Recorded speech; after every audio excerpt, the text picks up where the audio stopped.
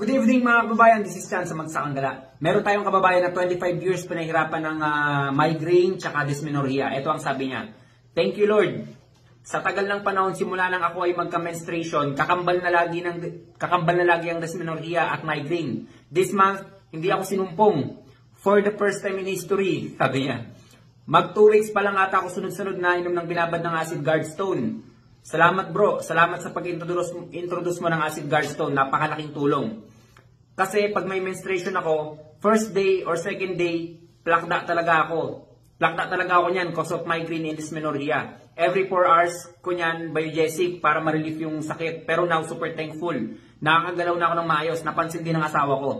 25 years mga kababayan, simula nung nagkaroon siya ng menstruation monthly period, inaatake na siya ng migraine tsaka dysmenorrhea. Isipin mo yun, ganun katindi ang pagtitiis ng kababayan natin. So ginagawa niya na biogesic na lang siya pero hindi rin talaga umubra. So just imagine, 2 linggo. Tinapos ang problema. 25 years na problema, tinapos sa loob ng 2 linggo ng tubig lang. Kaya ba ng gamot niya yan? Hindi kaya tapatan ng kahit anong gamot yan mga kababayan. Kaya kung ako sa inyo, kung may mga sakit kayo, walang mawawala kung susubukan nyo to.